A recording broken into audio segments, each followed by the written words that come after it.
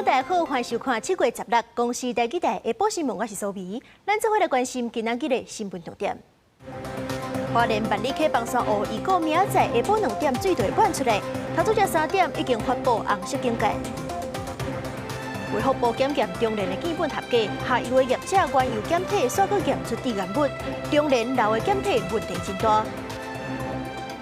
诈骗集团假造台东卫生局的局长关过家汇钱，一起救济也去互诈骗集团食命骗过住。花莲万里溪放山湖咧要满期，林保署预估明仔载下晡2点水就会满出来。所讲中央灾害应变中心头拄只3点已经发布红色警戒，替离水尾的民众，放山湖的百体敢会放弃，会继续监控。万里的放山湖水位继续中起哩，一直到16透早，水位已经来到海拔1085公尺，距离警戒水位1086公尺，无到1公尺。水量现在是439万吨左右哈，那大概是占那个库容的96.6%，所以其实已经快达到我们的警戒水位了哈，所以一天大概只有16万左右的这个进水量，那预估会在明天就7月17的下午以后，有可能发生溢流的情形。中央灾害应变中心透早举行视讯会议，那照预估的17下晡2点就会发生崩花，应该伫前12点钟，也就是17透早2点发布红色警戒。暗过考虑到暗时会无方便，所以决定提前伫咧今仔日下晡3点发布。不可能在今天晚上的2点钟发布红色警戒的时候发布警报。这个时候你在做强制撤离，我们还是希望能够在入夜以前能够发布红色警戒，提前发布红色警戒。所以说预计在今天下午的3点钟，我们会发布红色的警戒。如果有变化的话，我再通知大家哈。水尾万影乡红林镇，伫咧昨15下晡已经完成保全户疏散撤离，收容所甲物资嘛已经穿好势。民立国小收容是目前是26人。那物资来讲的话，我们保持还是在5天。西宝大桥、枫桥及警戒区道路管制皆已完成准备。虽然目前还是在黄色警戒，但是我们都已经做好了强制撤离的工作。那现在要做的就是说，在我们下班之前，再回去我们所有的保全户的一个地方，再去巡视确认。林保署强调，因为放山湖附近还阁继续咧崩塌，崩花发生了后，表示有可能会有新的放山湖。另外，崩花了后，放山湖敢会当规个完整防破坏，嘛真恶预估。目前依次2点钟为天顶翕一摆，提供上新的现场甲上新的状况。记者综合报道。意外消息来看，中华复兴一间家具工厂的仓库昨暗着火，这查造的家具是互火势拖了真美。消防局出动23台消防车，还有无人机救灾机器人，用10点钟才把火拍花。有2个医工轻伤，送病院治疗。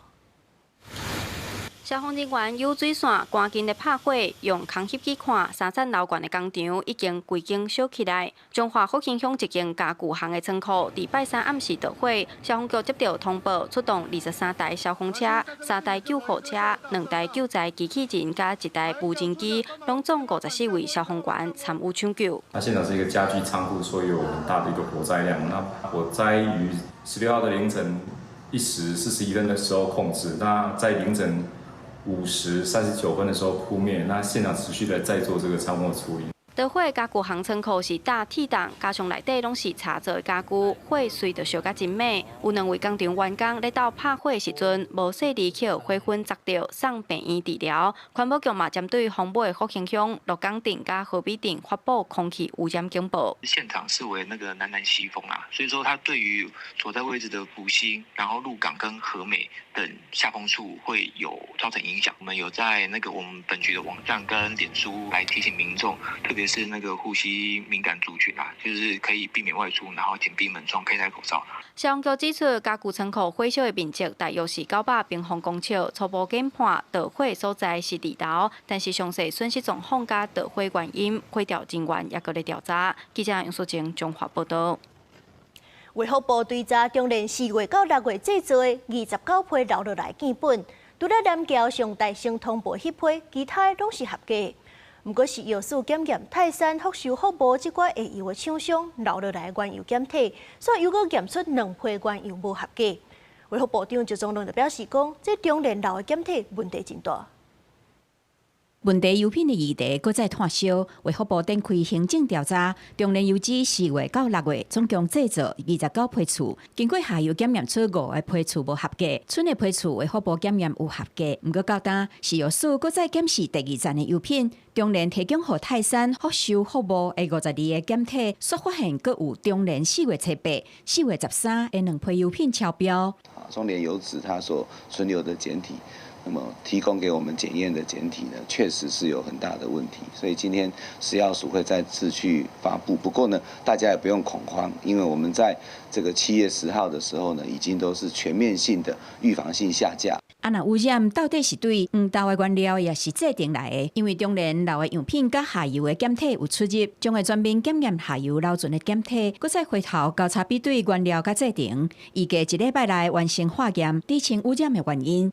另外，卫福部嘛要提出5+5食安法的修法，包含制定第三方检验机构强制通报的机制，明确规范通报的法律责任。对于他们来说，他们是商业合作，所以在通报这部分的话，基于商业契约还有一些保密协议来说的话，他们进行通报其实是比较不合规。当检验人员去通报这个问题的话，就会变成是他们有可能就违反保密协议等等的而被告。食品检验技师是认为，第三方通报制度实施是有困难度，嘛有可能致使检验技师爱派刑事责任的压力。卫福部是表示，将会讨论食安法修法，加强制性通报的规定。记者综合报道。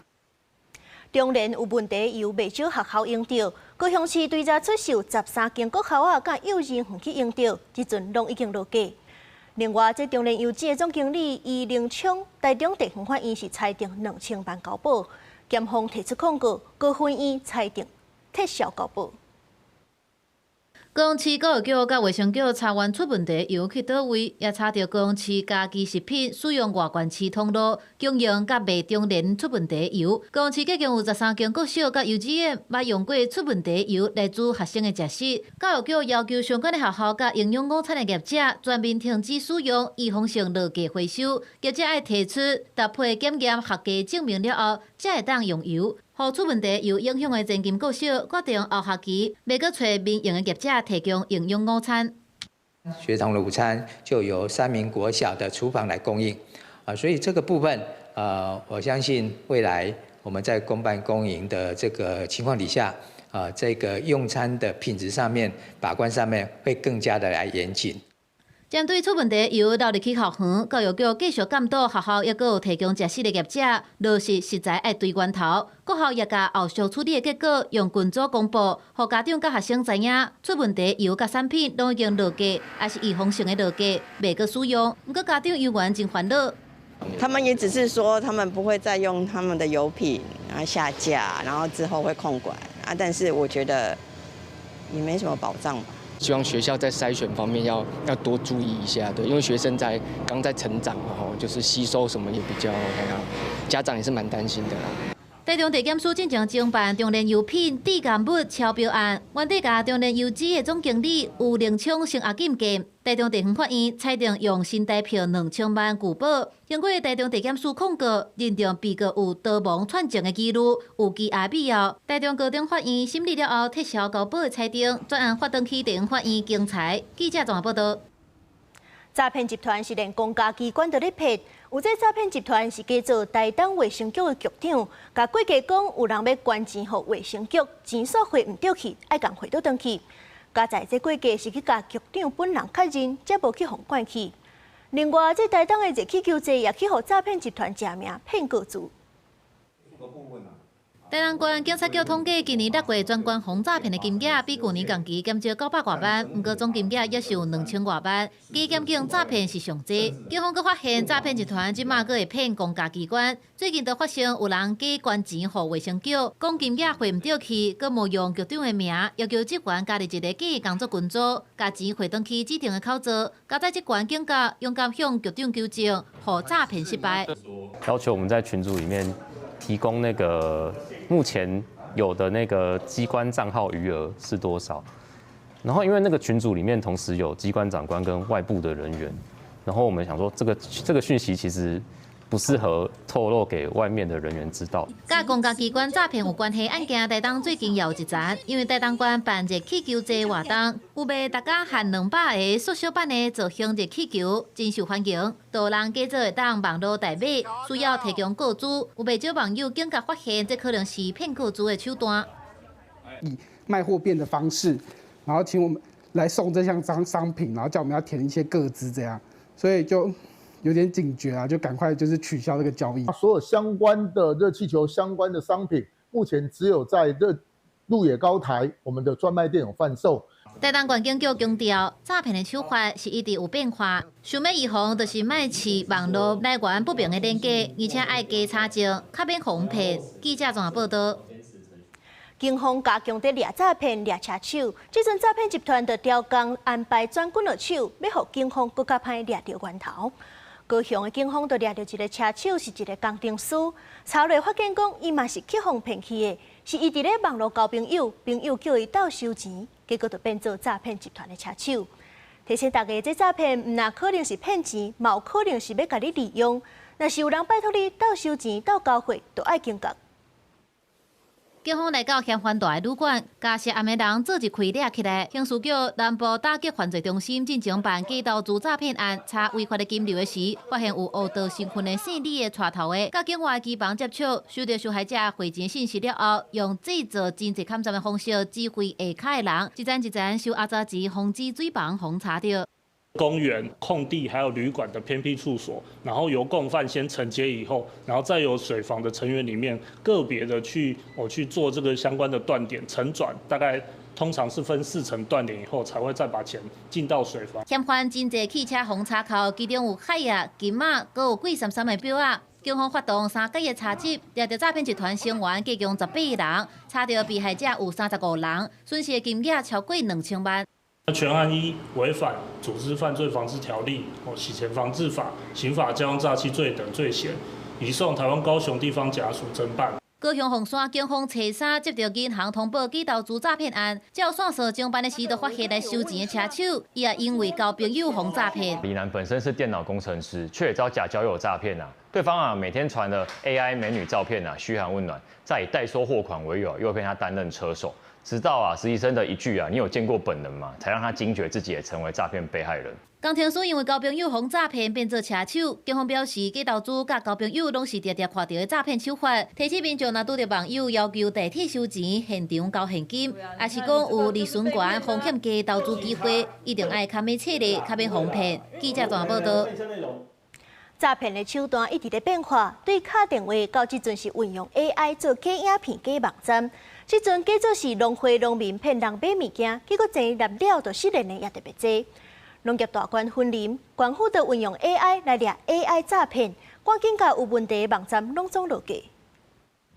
民众点开一夜市的广告，有人盗空用婚姻农民的相片，佮假做地方农会名义贩卖农产品，真够造成民众误解去互骗去。对此，农会佮特别伫卖种也澄清，希望民众莫安尼去互骗去。对啊，有拢会骗讲倒来的。讲农会其实有违反啥，毋是农会。希望能够以 AI 对抗 AI， 以快打快来防治诈骗。诈骗的手路是无所不至，对传统的电话简讯，到即马结合 AI 伪造的影片，佮再用卖种业、社群广告，甲假到名人的图片，也是地方农会名义贩卖各种农特产，诱拐民众去点击落订单来受骗。对此，云林县政府结合Google Look，以 AI 侦测来打击 AI 诈骗。这个首长或是农会或是农产品有这样关键的，我们在整个接触之前就做了一个防阻了哈，所以呢就可以把诈骗降到最低。社群媒体上面，我们就利用像挖全民这样子的一个机制，我们会24小时成期去做一个全方面的一个诈骗的一个侦测。警方表示 ，AI 防诈系统只要侦测到高风险的内容，就会当启动 AI 风险分级，警方核查、平台通报甲快速落架的机制。对6月正式上线，2月以来已经侦测到413条高风险的广告，来自154个卖种业，经过提报申诉，无甲24点钟全数成功落架。记者综合报道。国军联合防御操演今仔日第4天，宪兵202指挥部半暝是以战术兼行军的方式行台北的街仔路，坐捷运去战术位置演练转移兵力甲物资。在这画面当中，咱会当看到官兵是运用捷运快速去到战术位置支援前线的作战。陆军的练兵也使这 M1A 2体的战车调度，验证部队的指挥甲机动的能力。接落来看这立法院的3委员会，今仔日是针对无人机的条例开联席会议。国防部长郭立平是呼吁条约都要通过行政院版本2100亿的无人机采购条例。另外，这陆军是要定地式无人机反制系统。不过，代表厂商创未来是3届验收拢无合格。有国民党的立委就点名，这个厂商是前经济部长王美花，也就是这国防部长郭立平的太太推荐的。郭立平批评讲根本就无影无迹，强调讲会依照合约开发，解除契约。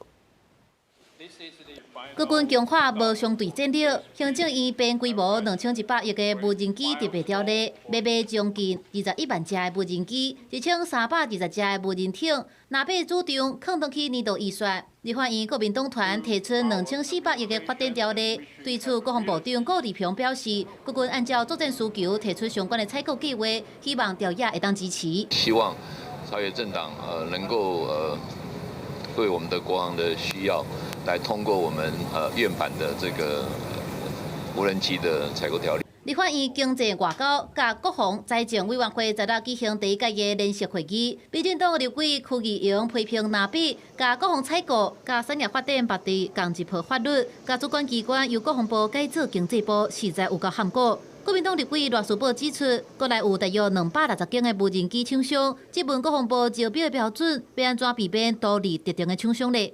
美英法德日韩澳，所有国家对于无人机的采购，都是以他们的国防部为主管机关。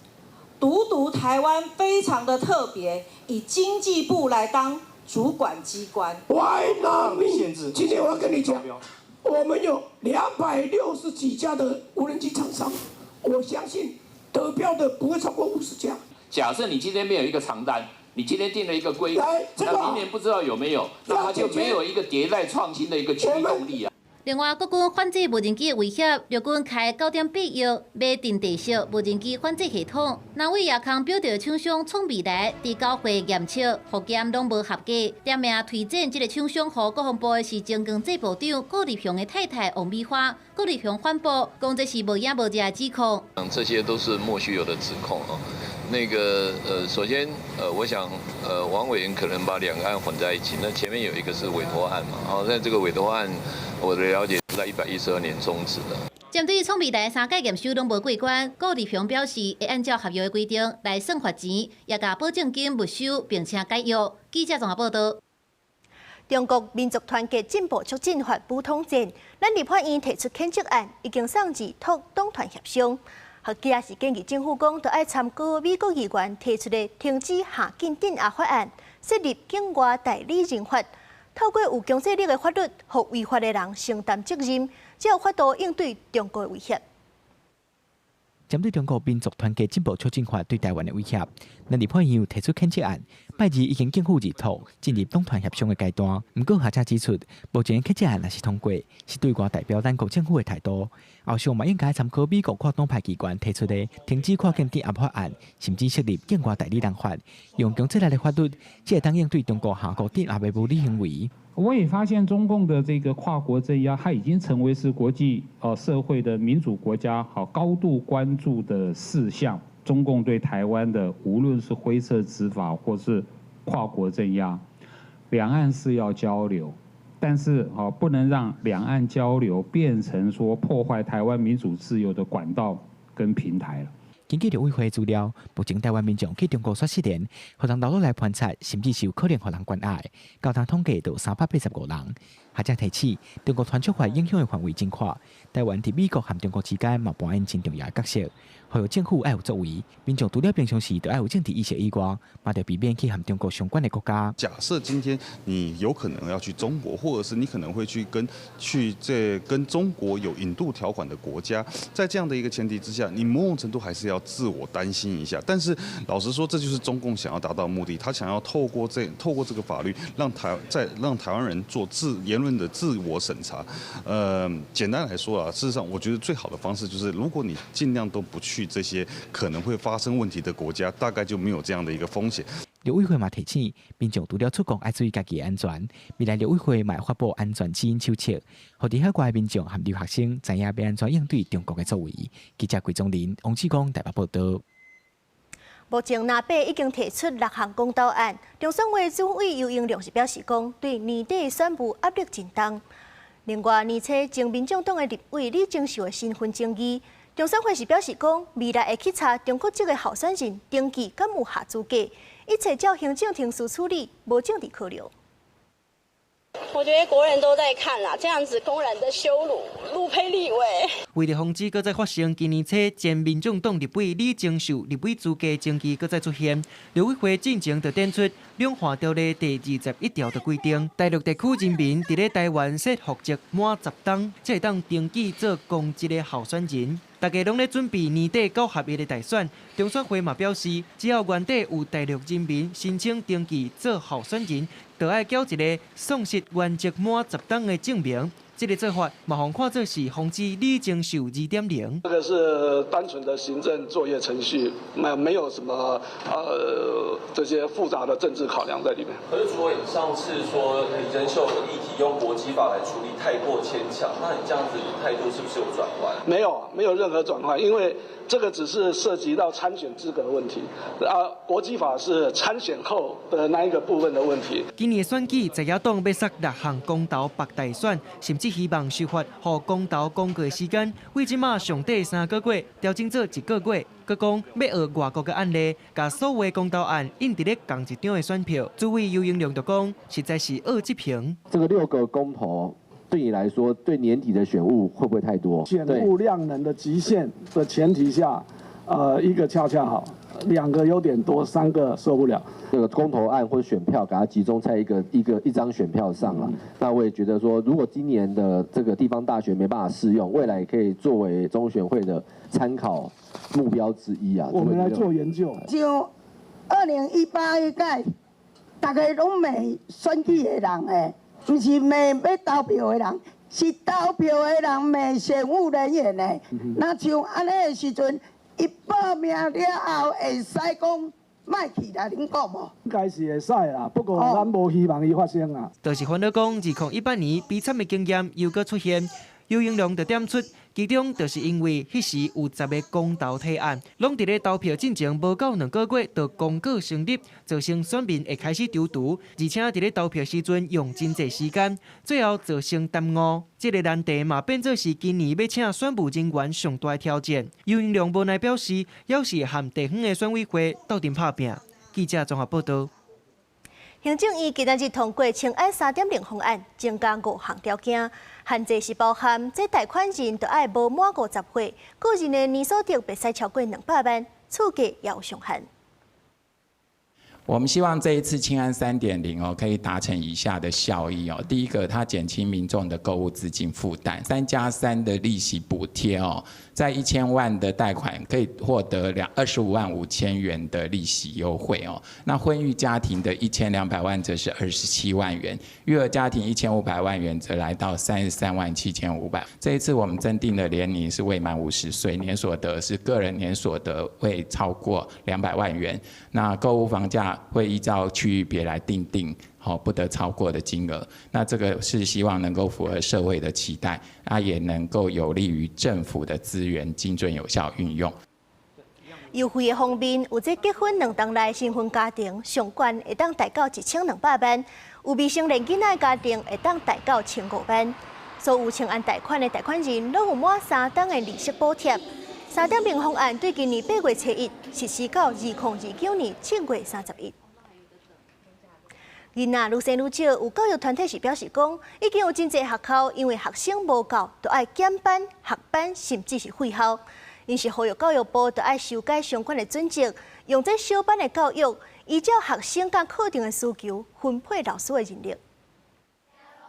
少子化的问题已经冲击到教育的现场。有教育团体讲，真侪学校因为学生的人数无够，需要减班、下班，甚至是废校。嘛指出教育部原业编制准则，自104年到今10多年拢无调整，像国小一班29人，通请1.6个老师。国中一般是30人，通请2.2个老师。这个规定已经无适合少子化的时代，并且呼吁教育部要落实小班的编制。如果我们现在不立刻推动国中小降到25人，然后高中职应该降到30人的话，我们明年事实上就会立刻产生非常大的学校超额。以我们今年115学年度小一生，他现在是21万。那也就是说，今年有可能在9万的出生人口数下，在6、7年后，可能造成的是腰斩。家长联盟嘛以偏乡的国小做例，因指出全校干那6个班，14个老师煞爱教26个科目，另外还佫有行政的代志要处理。家长联盟强调，希望教育部莫用原业计算，该用学生的需求来分配人力，嘛要有教育的资源来协助教师专业的发展。生师比之外，我们同样也必须要看课师比。课是课程的课，师是老师的师。因为真正影响孩子学习的，不会是只有学校有几个老师的数字而已，而是课程能不能完整的开设，是不是能够由专长教师来教学。若面对学生流失的学校，民团嘛呼吁教育部应该保障囡仔接受教育的权利，嘛要保护教师的工作权。民团希望政府会当把少子化的危机看作是推动政治教育改革的转机。记者郭玉记者桂林台北报道。台湾领先全世界，成功开发新的半导体检测技术，未来有机会会当提升检测能力，互先进制程研发更较紧。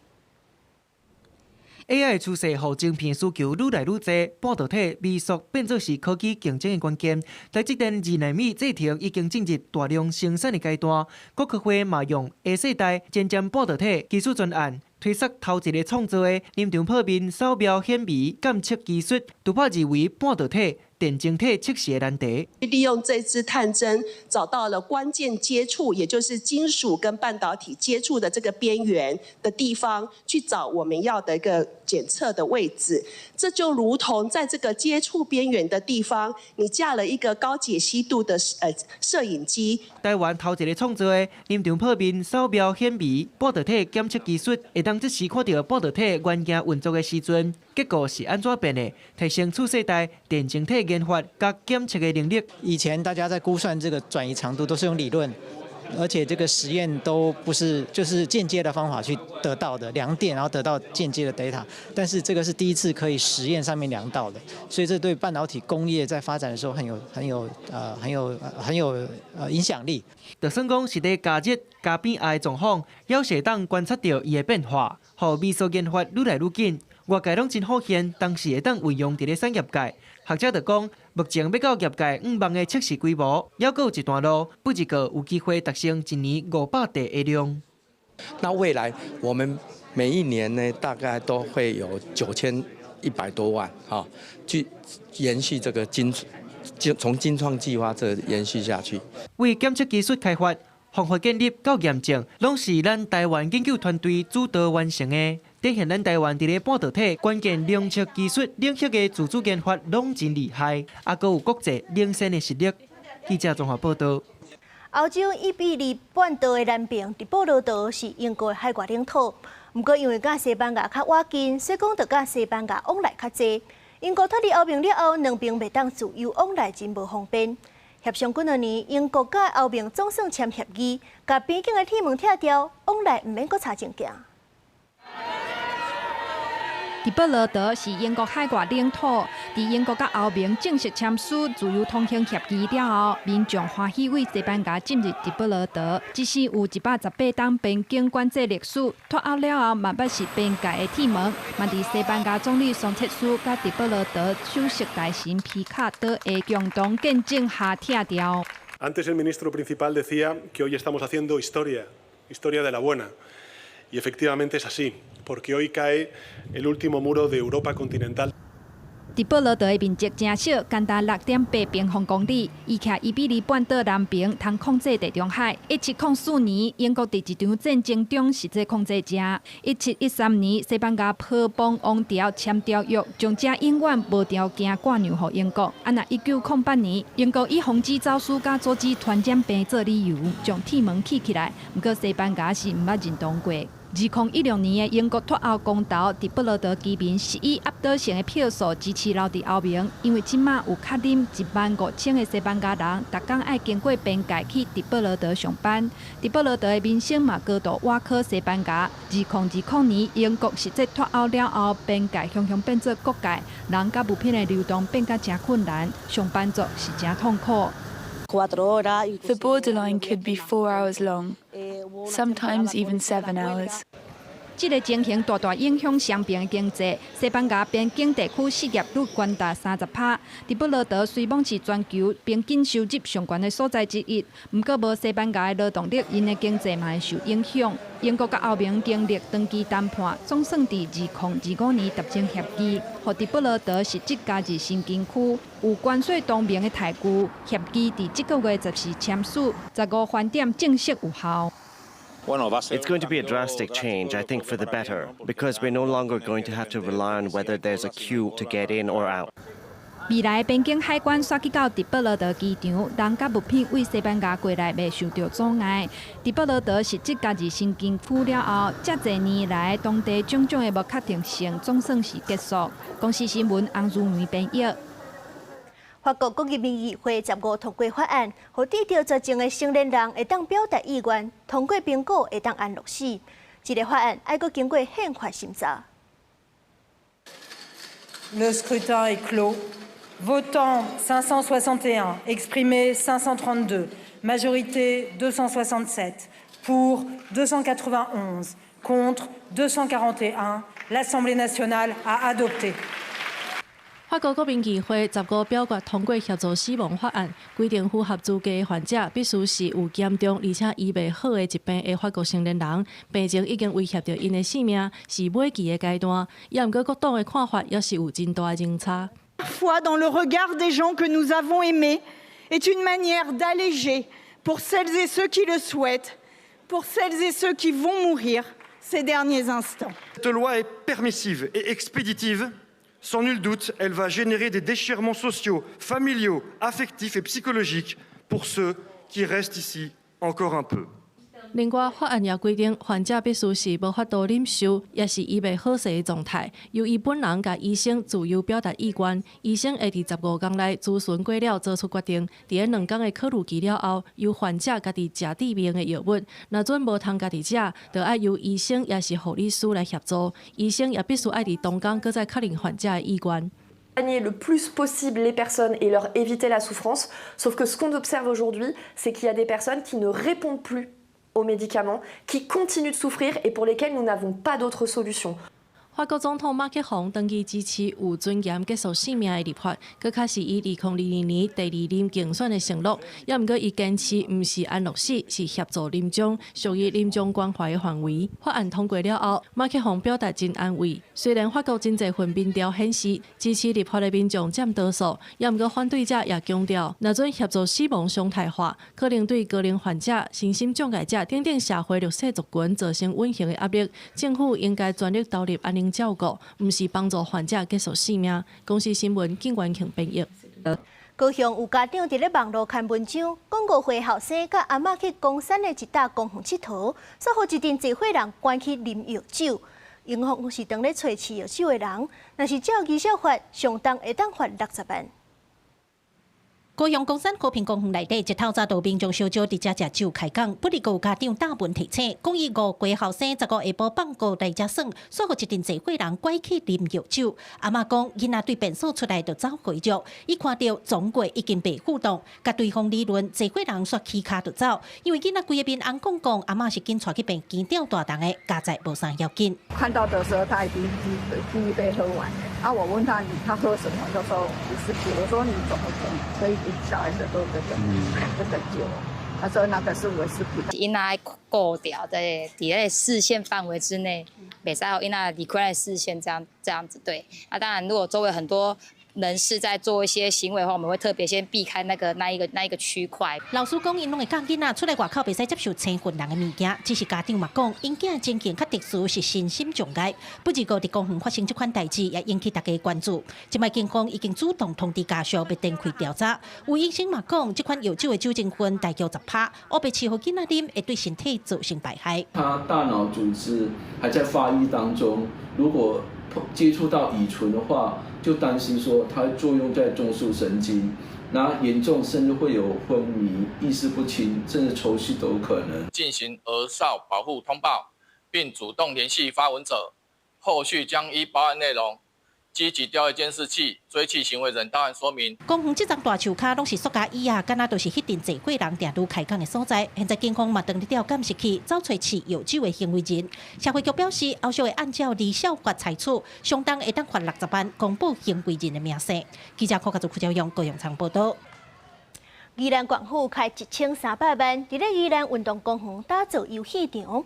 不过，这阵所有家长发现讲，这设备是用到真侪铁的材料，热远的空间也无够。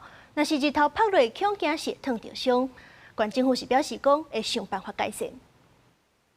囡仔伫新的共用式游戏场八关八加，不过手林摸的煞是铁架。日头赤夜夜，宜兰运动公园的新游戏场大面积的铁架设施，互家长真烦恼。县政府伫新游戏场现场有采告示牌，提醒使用时应该爱注意金属表面光温。不过家长认为县府无应该以告示牌来写责，而且新游戏场暗时灯无够，地书日时唔敢算，暗时袂当算。这问题应该透过护屏或者是增加照明的方式来解决。会，那个一定会，因为之前我下午他们下课带他去玩，那时候还蛮烫的。因为我们住附近，我们有中午来玩过，其实小孩不会觉得烫不过部分家长认为，这中昼到游戏场耍，摸到铁架其实无感觉遐烧，目前嘛无烫伤案例。县府有答应会研究安怎改善新游戏场的问题。小朋友仍然反映有遮阴不足的问题，所以这个部分我们后续会列入。后续研议相关改善。来到东山乡公所后壁，公所新设的共用式游戏场，会当看到设施有铁架，不过外口有用锁啊包咧，接触的面积较小。不过公所也是呼吁家长带囡仔来耍爱设置。那我们也呼吁我们的家长跟小朋友，如果是在正中午的时候在玩的时候，也尽量不要去碰触到这样的铁件，因为怕会灼热哈。乡公所近期是伫游戏场内底设新的耍水设施，边仔阁有树仔通食日，提供家长囡仔休热出门的新选择。乡长呼吁家长日头赤炎炎，会当选择乡内有热日的游戏场，大家平安共游。记者综合报道。南投农业处统计，北位风台造成菜瓜、苦瓜的灾损大约是2成至2成5，列入天灾现金救助。不过有种时价果的农民是怨讲，时价果有3-4成着水伤，煞无补助着。农业处是讲，当咧甲农业部争取。瓜仔村变短短啊，卖价销都拢卖真好啊。北位风台过了，雨水真多，地处菜瓜落叶甲紧烂去，叶仔嘛黄去。南投县鱼池乡的头社村长表示，菜瓜园区量约有50-60公顷，不过产量剩无到1/3，农民嘛怨讲价钱嘛互反而压甲真低。前年你会看会都开始都生无即摆吼，已经无菜瓜卖大件，价钱都足歹。以前1公斤100几块啦，这剩30-40块啦。南投的农产品陆陆续续传出灾情。一玻璃顶的大批顶，有农民咧讲，风台甲真侪苦瓜花吹倒，后续恐惊有卖活日无收成。另外种时价果的农民是指出，有3-4成以上着水伤，不过偏偏是风台的农损，政府有补助苦瓜和菜瓜，时价果就无。总共有3班花，即摆从吹掉1班，1个月空白期，即届采收完，就是爱等1个月差不多。这几乎无法度啊，就是粒啊，伊这就等于死长，4成以上，计就是。几乎拢安尼，毋是干那即区尔，还阁有别区嘛拢安尼。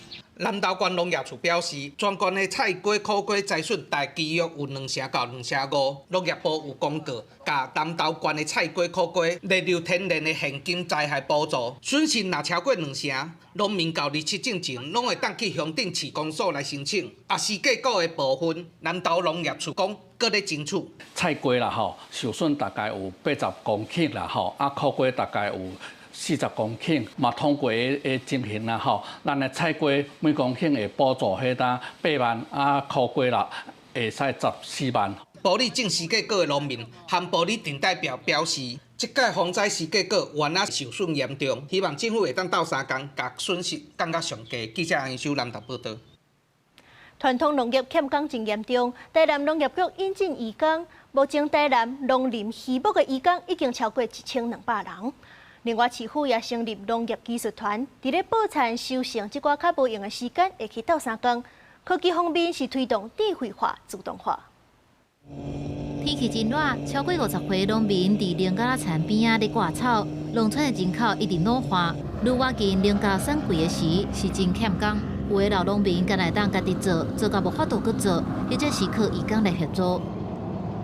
讲实在的，现在台湾工人不好请，所以都要外劳啊。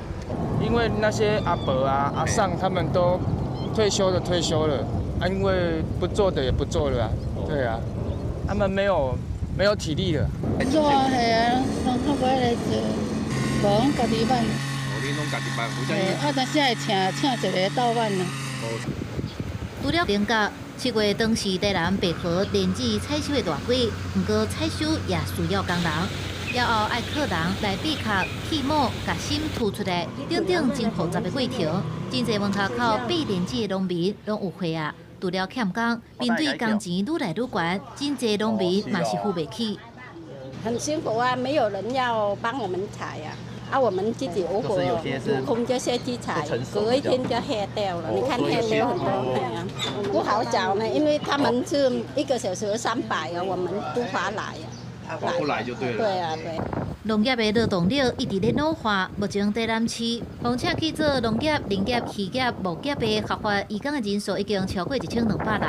最近5年成长超过6倍，因为今年台南也列入去外地移工跨区调派7万的计划，扩大办理的区域。今年台南也纳入外展移工的跨区调配的一个计划哈。并和高雄、台中、屏东等农会进行人力的调度。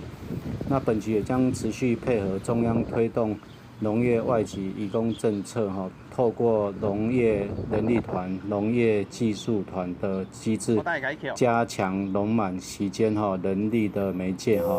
台南市农业局表示，透过人力的调派，和外地移工会当有一个阿索比来支援台南农业欠工的需求，也继续大力杀青年农民农业智慧化、自动化补助，来减少人力的需求。记者综合报道。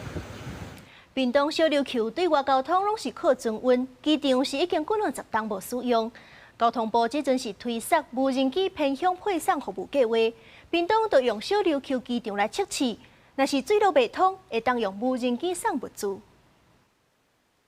操作人员控制无人机慢慢起飞，无人机的下面用鸭仔底物资，一路对盐埔仔渔港飞到小琉球，规个过程大约10外分。降落了后，工作人员顺利摕到物资，这是屏东县府配合中央的偏向配送服务，测试无人机运送计划。居民表示，一定是比用船仔载紧足济，不过烦恼无人机嘛是会受到天气限制。以前是直升机啊，所以现在当然是那个有无人机是最好的啊，而且又安全。琉球会需要到断吹，大概都要3到4天啦。那个时候基本上就是因为风浪，所以应该基本上没什么风了，就只有浪大而已，所以这个是合适的。因为屏东的离岛小琉球，居民和游客拢是坐船来去，不过若拄到天气无好，也是做风台，海上歹停驶，岛上物资就会受影响。商业发展研究院、屏东科技大学等单位希望提升使用无人机物资配送、过海运补，加速累积实际经验，嘛测试飞的安全甲运运送的条件。强化离岛邮件与生活物资快速配送能力，缩短物流时间的差距，并协助建立无人机物流在屏东的常态营运模式。管府表示，目前有2条路线咧做试验，外界上关注速度的部分，只要风无介头，上紧10几分，就会当对新园到小琉球降落。希望未来无人机除了商业的运送之外，发生灾害时，嘛会当投入救援的服务。记者柯炳哲，屏东报道。嘉义昨下晡天顶出现2道晴，这时间敢若短10分钟，民众看到讲实在是有够好运，咱也做伙来看。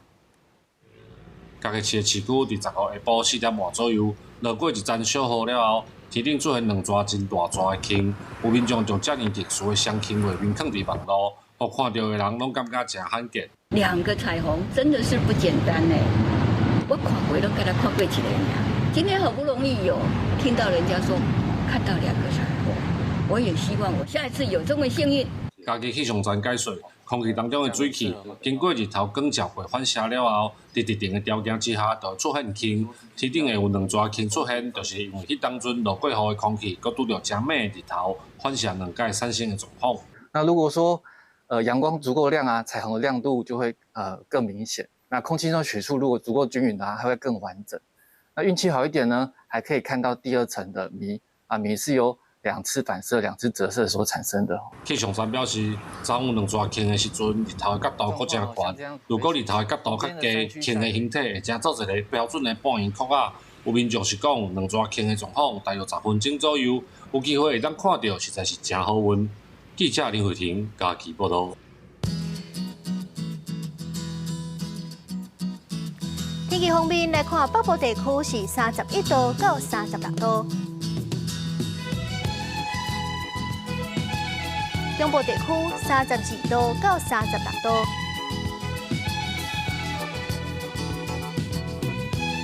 南部地区30度到36度，